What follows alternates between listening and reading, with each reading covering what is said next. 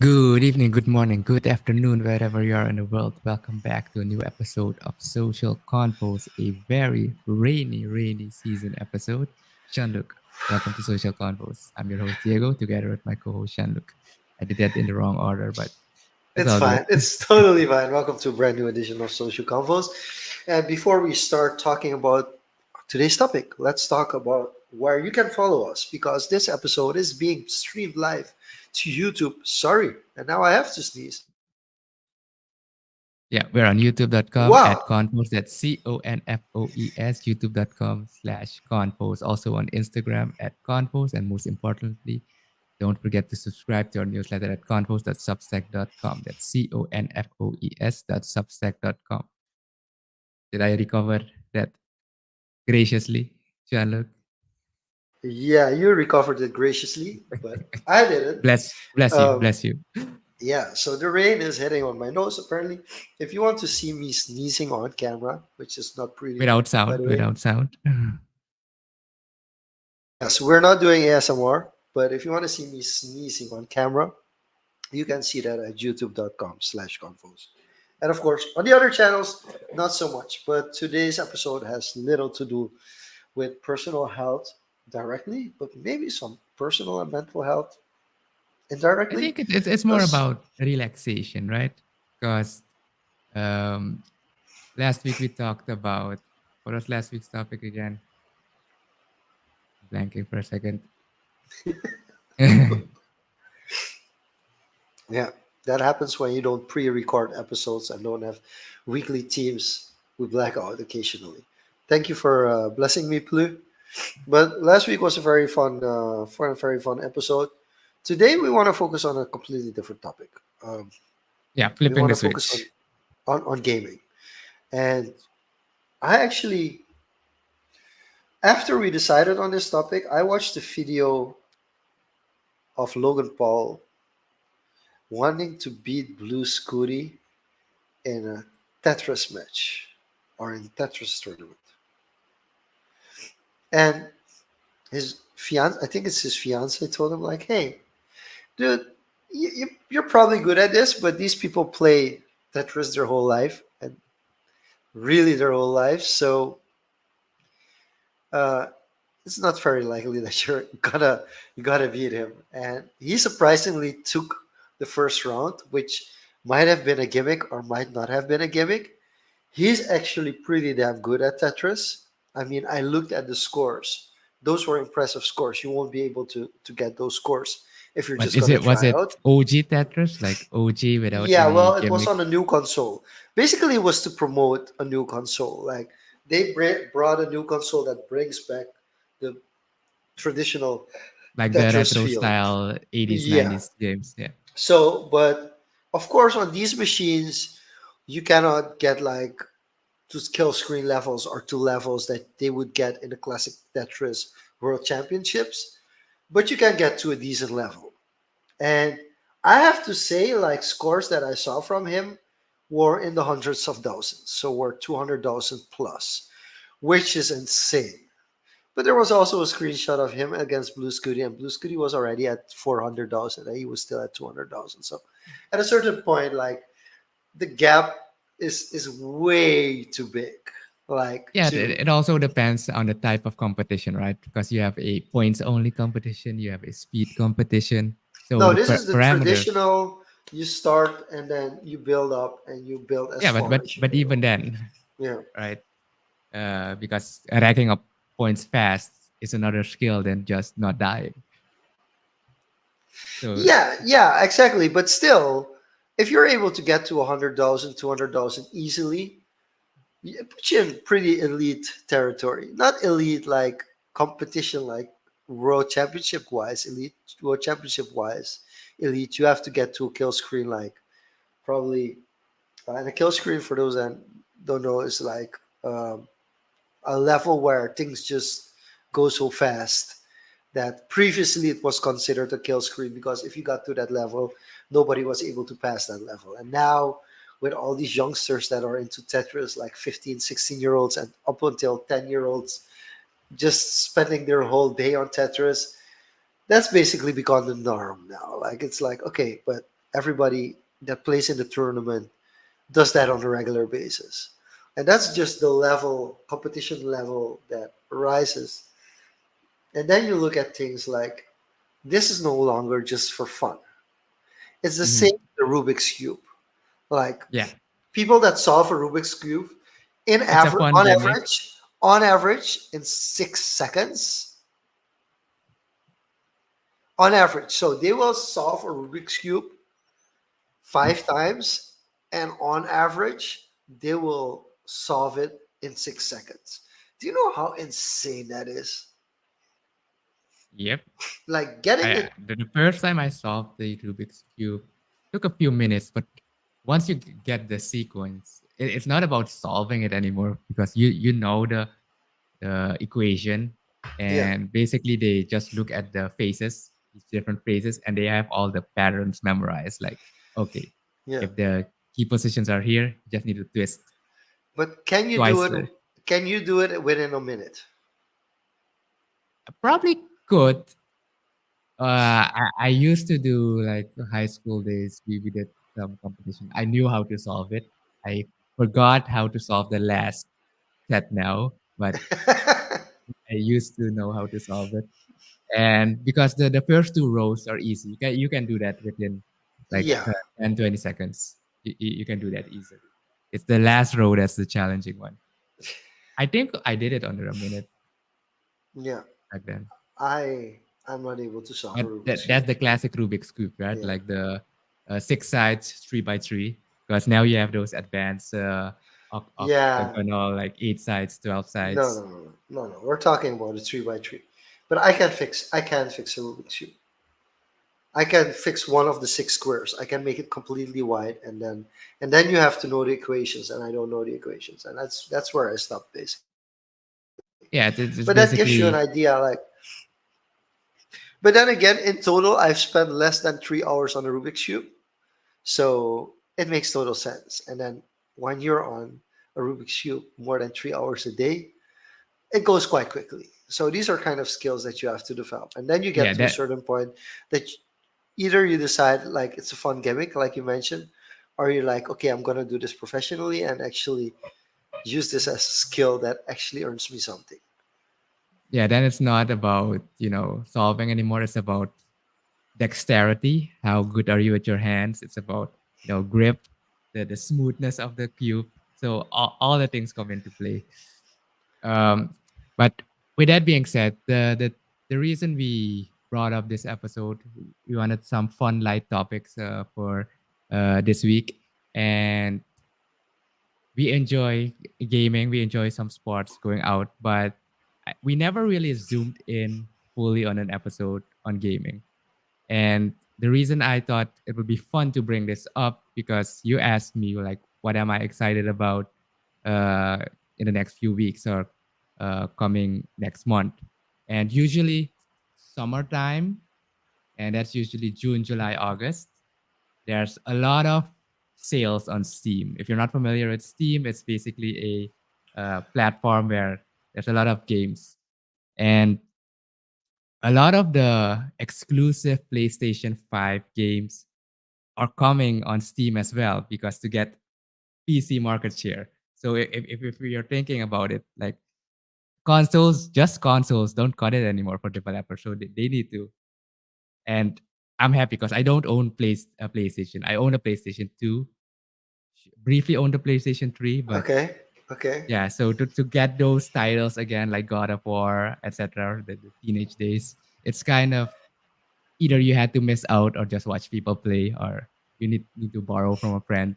Can I borrow your PlayStation for a few weeks to finish this game? Which I did a few times. But Okay, so how does Steam work? so basically, it's just a platform, basically client platform, and you just buy the games and it gets added to your digital library.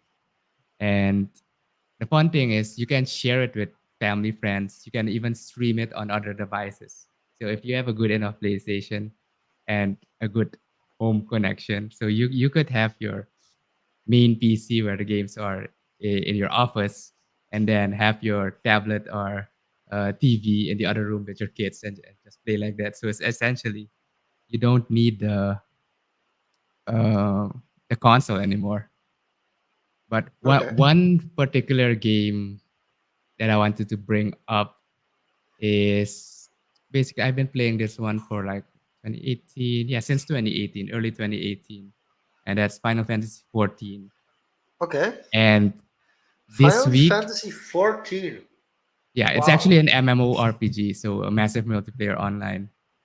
I think the most people would recognize World of Warcraft. It's kind of Yeah. that setup where you have multiple people online in a digital world. I think you're familiar with Half Life. So, Yeah. but in a fantasy setting. So Okay. this week we have the I think sixth expansion of the game. So it's already over 10 years. So approximately every 2 years there's an expansion that extends on the story, the world, etc. So first thing I want to bring up, I'm gonna bring to the screen, like basically this is a world map of once you start a game. Can you see my mouse or not? Let me see. No. Yeah, I can see it. I think. Now? But yeah, yeah, we can see Yeah. it too. So this is the continent where you start off, and out of curiosity, does it resemble any continent you know? Yeah, somewhat. Yeah. Yeah, it So initially, resembles. Yeah. yeah. Well, what was the first thing comes to mind for you? Um, it feels like it does look a little bit like South America, but then it also looks a little bit like a mirrored version of Africa because of the Madagascar kind of like islands. Yeah. Yeah, Okay, so when you start off, you basically this is the world for you. There's this yeah, map. You have like a few regions, and you start off here in the south usually. So it's only upon later when the map got expanded that you could relate a real world overlay and kind of get some distinction and where they get their inspiration from. So generally, this would be Africa. yeah. And if you zoom out, It's just mirrored. It's just a mirrored version of so Africa. if you zoom out, Yeah, so basically these are the story resolves around the Gaulian Empire, and look at history, the Cold North. So is the northern Europe, northern Asia, and then here you have more like Asia. And if you travel to here, you also see the Asian influences, style. the buildings, And etc. Kushu should be Japan. So like we're looking like at a world map now. Yeah, For those of and you trying and to follow me this that here are you got only yeah, Tapner. This was in the recent expansion, and you have a lot of Indian inspiration, like the music, everything. yeah. So the new expansion, it's Includes basically going to the new world. yeah. And if you look closely, this is where your headquarters or the main city will be. Does that not resemble anything geographically? Yes. So geographically we're looking at a world map and saying Suriname is the new hotspot for this game. That's pretty damn cool, to be honest. Yeah. Yeah, so basically that's kind of what I'm excited for coming week. So early access is I think Friday it officially launches July 2nd, but if you pre-ordered you can start enjoying it from Friday June 28th. So I'm going to be my long weekend because we have a long weekend and especially with this weather, it's going to Yeah. be some fun quality. So how important is that it's a multiplayer game for you? So walk me through your general gameplay. So are you familiar with the terminology MMO and then No, RPG? totally not. And especially people that are listening in, Yeah. they need to figure it out as well. So there's two part in this typical genre. So you got an MMO part, that's the massive multiplayer online. So you Yeah. play with other people. Um, Basically, would you consider Fortnite an MMO? Well, that's more competitive, right? But this is you're in a world. But basically, something like Destiny or World of Warcraft, those are categorized as MMOs. And Okay. RPG are role playing games. And the genre is popularized by the classic Japanese titles and the early Western titles as well, where you basically play as a different character. Basically, Super Mario is an RPG. It could be an RPG because you play as Mario. Yeah. But if you can Uh, play as yourself, then it's not an RPG, right? well, it's story. RPGs are usually story driven, right? It it's a character that's put into a world, Yeah. and you role play Okay. as that character, and you kind of Wolfenstein is a great scary RPG from the Western. I remember that it was scary. I think it took me a few years to get the courage to What about actually open it. Bioshock? Is it called Bioshock? Yeah, that's more like Yeah. a Western, like Mass Effect. It's more like the open world RPG type. But Okay. yeah, generally this one would be because it's Final Fantasy is a popular line in from Square Enix, a Japan-based company. So they have like single player titles, like 1 to 16, whereas 11 and 14 were the multiplayer ones, and the other one were the single player titles. Okay. But basically, you enter the world, you create your own character. Uh, you you have a creation menu, and you can choose your race, your religion, etc. There's customizability where you can even have long hair, short hair, boob sliders. You want to be, So, but how important is gameplay with others? Like, how important is it yeah. that you can play with other people So or against other people? I'm getting to that part. So the great thing about this one, the way it's structured, the story element, the RPG element, most of the content you could do on your own. But then you start to get dungeons and challenges and trials where you have actually need other people to complete this content because you cannot do that solo. And that kind of cultivates that social aspect where players gather and kind of overcome this challenge together. And I gotta say, it's one of the most the community because if you have something online and it's real time, community is very important. And I have to say, Final Fantasy has one of the best non-toxic. Of course, there's outliers communities, Yeah. and they really care about the story and making new players feel welcome. So usually, if you're a new player in this one, there's an icon on your head, like a sprout, like a grass, like, oh, there's a new player, leave. So oftentimes, the more seasoned players, you see them in their fancy armor and fancy clothing and customization. They just come up to you and they give you something or give you advice, etc. So that encourages like the online thing. Uh, But do you also have like clans or groups that you join that you kind yeah, of have quests together? And how important is that for survival in the game? well, survival in the game is not. So you need to think about the structure, right, and the gameplay loop. So you don't die, but basically, if you have a clan or guild, it's kind of like your online home or Yeah. family. So you Yeah. plan raid nights because you need 8 people to go into this difficult raid, and then you strategize, and then you do practice runs, etc., or you go hop into Discord and go onto voice. So it's a very cooperative thing. And if you think about it, if you're a leader of such a guild or basically you're the one organizing things, there's a lot of management skills that come into play because you are Yes. dealing with real people. with real life Yes. schedules. So you need to see, okay, we can play. I'm free from 8 till 11. Okay, one lockout is 90 minutes. Does that work for everybody? Okay, 4 people it's easier, but if you need to plan with 8 people, then it gets more challenging. And then you make sure everyone's on the same level.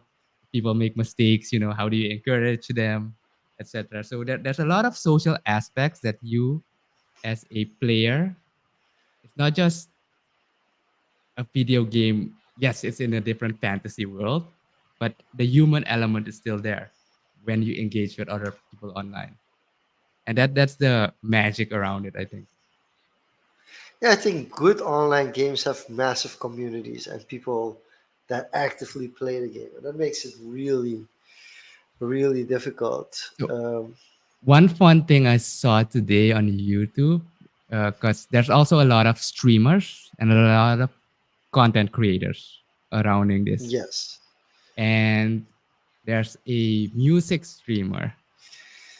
He compiled from fans, because the music in this game is exceptional, and Okay. from different soundtracks.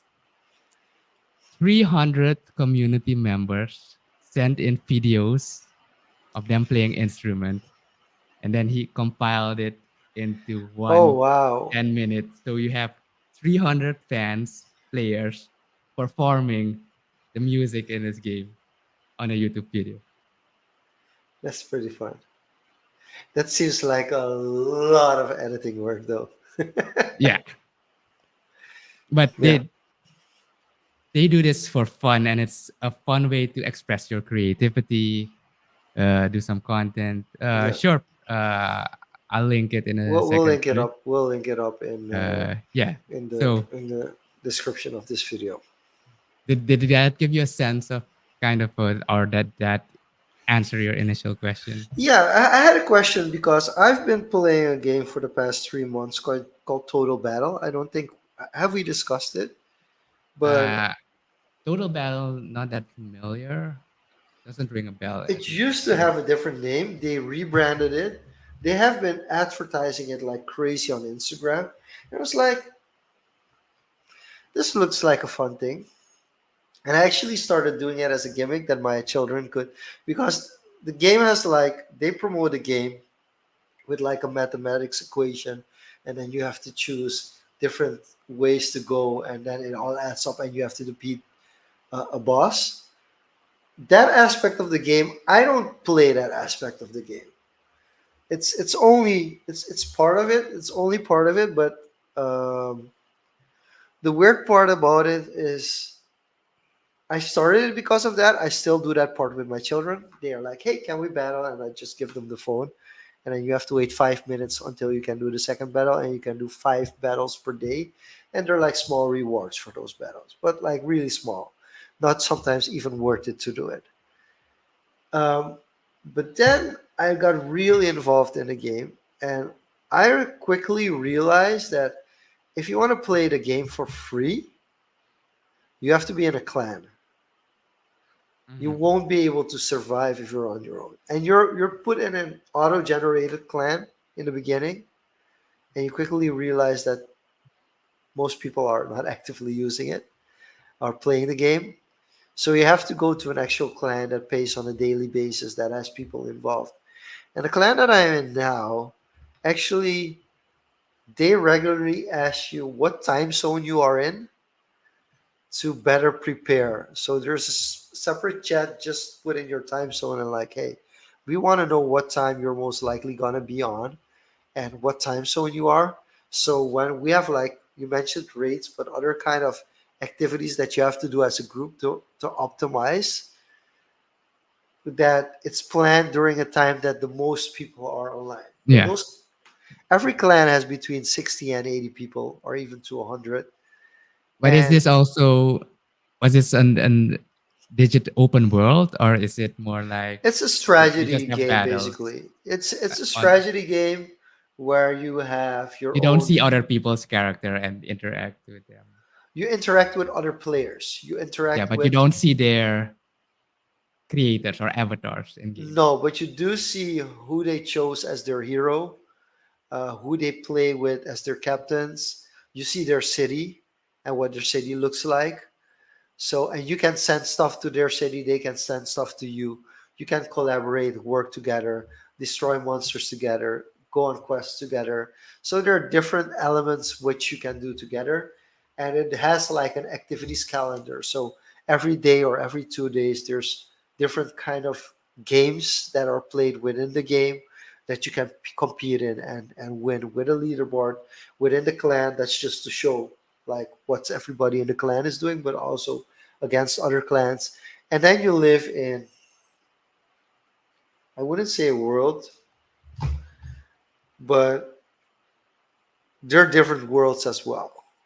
So kingdoms, they're called kingdoms. So we're in one kingdom, and then you battle also, you have also battles within that kingdom. But then some, like once a week, you have battles against other kingdoms as well. And then you get like these really, really big players that come up. And you can be shielded, and a shield lasts for 7 days. And if you're shielded, basically they cannot attack you unless you try to attack somebody else or use a So, portal. Then they can attack you through the important portal. question: is Yeah, this a mobile game, and is it's this a it has gacha game? you have a mobile game.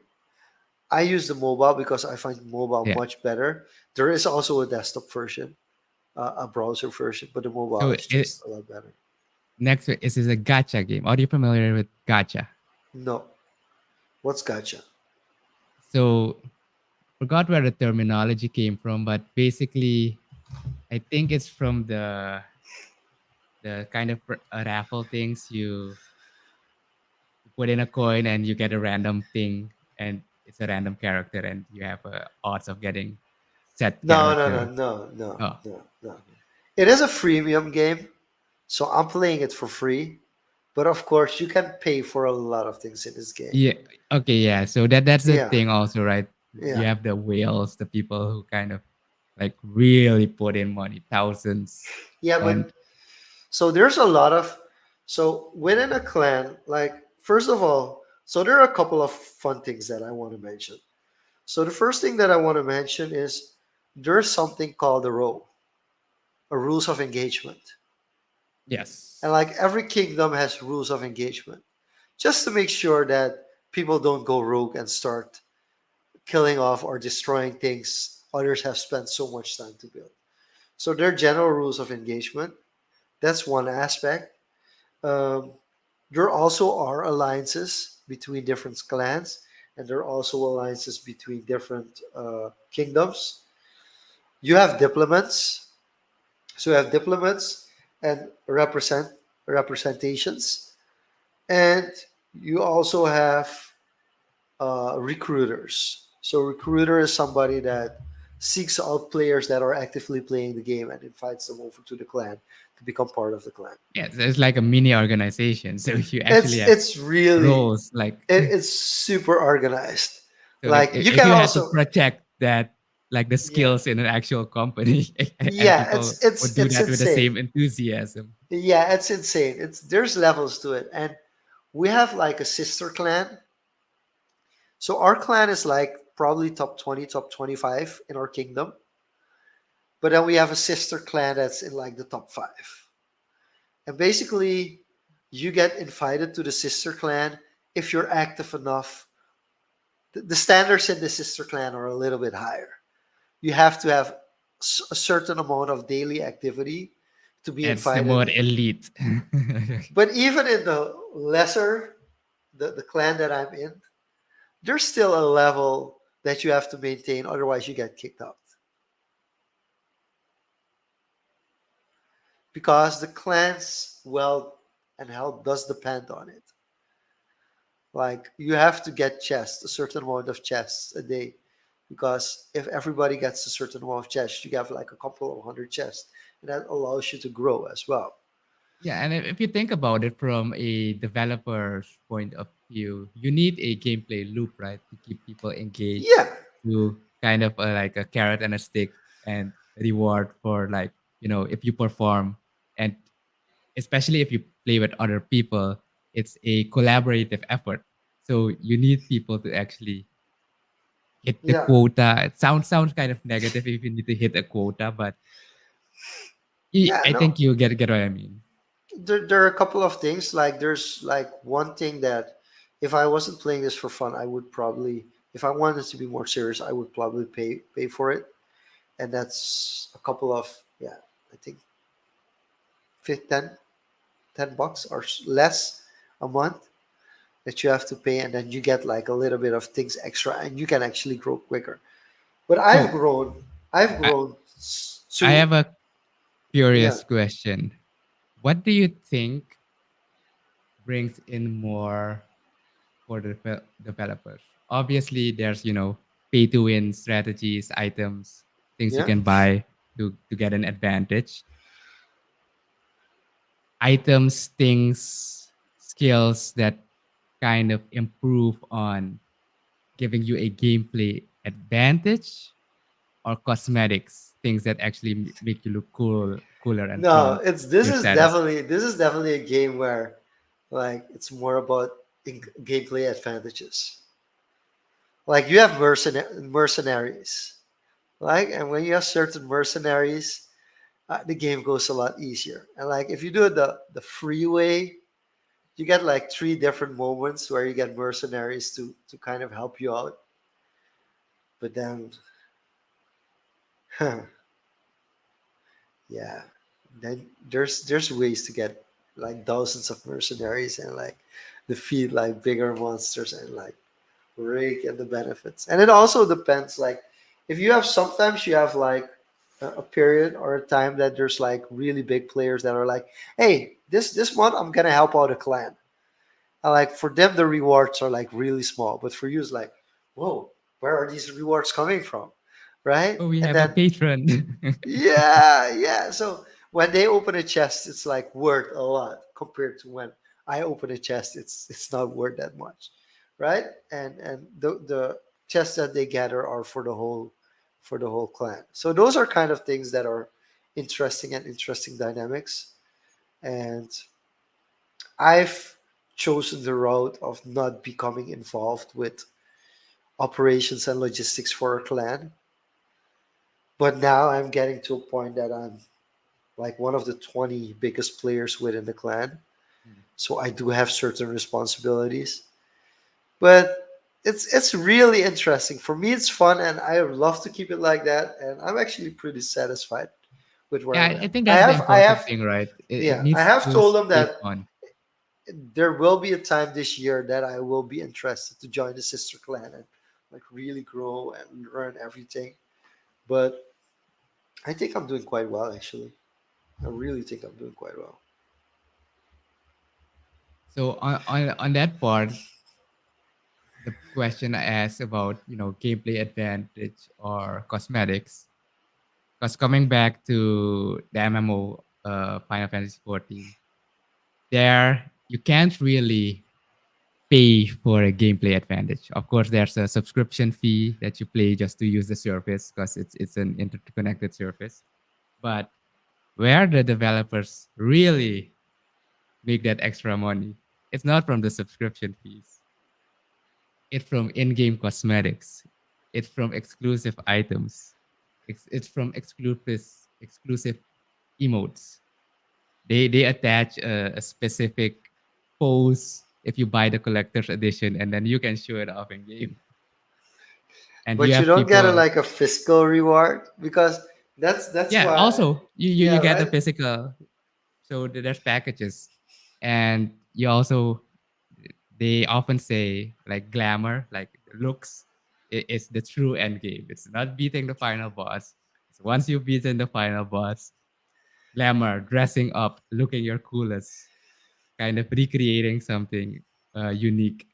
That's where like the true creativity comes into play, and that Yeah. that's where the developers kind of also bank, because you And have then there are players. people that just want to be like the biggest or the baddest or something in that regard.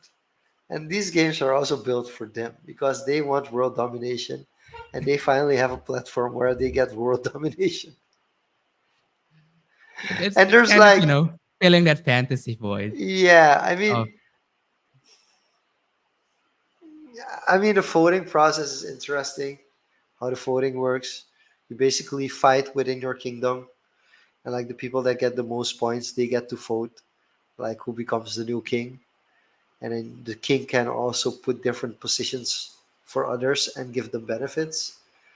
And the king can also call somebody a dog, and then they have like a negative, so they get kind of uh, um, they get a feature that kind of disrupts their development a little bit. So those kind of things are really interesting. Like I think the game developers did a really, really good job on kind of building this sustainable model that you can continue to grow endlessly. that's often the challenge I find, right? Because if you look back 20, 30 years ago, the games they came in a disc and you had a simple gameplay loop, right?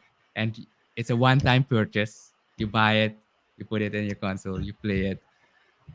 And if you look at from they could churn out maybe, every year a new game or a new version of the game. Whereas development times now, especially AAA titles like the highest ends, are actually 5 to 10 years, on average 7 years. And you got to imagine it's like a if you're gonna go watch a Marvel movie, those budgets actually come into play, and they need to make the money back somehow. So you need a gameplay loop incentive that kind of is not tedious, but also not too penalizing for free players, but kind of sit right at the edge, like people who can actually spend would want to spend, and that's kind of how you generate revenue. Because at the end of the day, it's a business. Yeah. Switch brings me to the last thing because I'm running low on battery. Um, that's why I found blockchain games really interesting. But actually, for blockchain gaming, we're running into the same thing. Yeah, The quality and the earnings from the game, it drops off. The value, it depreciates. it. I would say it attracts the wrong crowd early, depending on the marketing, and we've seen that happen with a lot of blockchain games. At the end of the day, the back end, you may play some things just to be so innovative or kind of fix something with the traditional system, but it still needs to be a fun game that people actually want to play. Because if you don't have players and just flippers, Yeah, it doesn't work. it beats the point. So I wanted to show you what Splinterlands looks like now. Has it changed a Because lot? Because I haven't checked it out okay, in maybe I two, just I just two and want a half to years. show you. The interesting part is you have modern and you have wild, which was already there. But now with the wild, you actually have to pay to play, which means that like renting cards is a little different now. It should be worth to rent cards. You don't have to rent cards if you sorry if you don't play the wild format. And there's a lot of new stuff. So that's what I find really interesting. Like aside from the packs and all different kind of editions of cards that they have, they also put in like these new kind of gameplay elements, which I'm not used to. So having not actively played this game for over a year puts me in a very, very difficult position. And for people wondering why it takes so long, that's my internet connection. So if you live in an area with a better and a faster internet connection, you'll most likely have a better gameplay experience that I'm having currently. But there's so many different elements to this game that they've continuously built on, and they really keep to their roadmap, and that's why I find it interesting. But from a play a game and earn from it, a play to earn, you constantly have to invest and play better than others. So that's an interesting kind of situation, right? Yeah, because the advantage to play better, get better cards, get better equipment is basically you get that by investing. So it's kind of a loop that your earnings go back into the game, and that's kind Yeah, of the hook. yeah. So I'm wondering if it's even possible to play the game with this kind of internet connection. Okay, It so I doesn't. have an interesting question for you. Yeah, Maybe this is more about the human psychology and business. yeah. So you have a triple A title that you can get on Steam now for around $60 to $80. A Okay. full game, triple A title, graphics, 40 hours of gameplay, 40 to 60 hours of gameplay. And then now you have a mobile game, premium model, and you can buy these packs for a chance to get a card. And these packs cost around $60 to $80 as well. And you get in game currency. And then you can I'm buy these out. packs and get a chance. What's the psychology you think of I'm these out. two types of players? No, I'm out. So when I have to spend more than $10 for a game, I'm immediately out. Like if I spend that amount of money, I want to play a game that I'm addicted to. So like if it's FM, like Football Manager, yes, I will play the hell out of that game. I will play it and I will play it relentlessly. And that's why I brought up Total Battle because I think that's the best example. For me, it's become like when I have an hour or half an hour of rest, it's something easy to do. It's not that takes that doesn't take that much effort. And I think that's why I say gaming's for fun. As soon as I start paying, then for me it's like it should be entertainment or else I'm done with the game. Yeah, And I actually want to keep it at that. cool. It didn't load your internet. No. Kind of okay. Well, too bad. We'll have to check that out another time. But yeah, so that's interesting. I'm looking forward to the weekend. You know what I'm gonna be doing? Uh, Need to download a few hundreds of gigs again. But But I guess that's what it I'm will be all excited worth for. it. With that being said, looking for if you're interested in more gaming content or if you want me to stream some of the content as well, let us know. I might pick up streaming again. But with Gaming that being said, Confoes. That would be a great way to close it up. If you're looking to become part of Gaming Confoes, hit Diego up and maybe you'll be a co-host for the next Convo show. This was Social with that, Confos. Thank you see you for next joining time. in. See you next time. Bye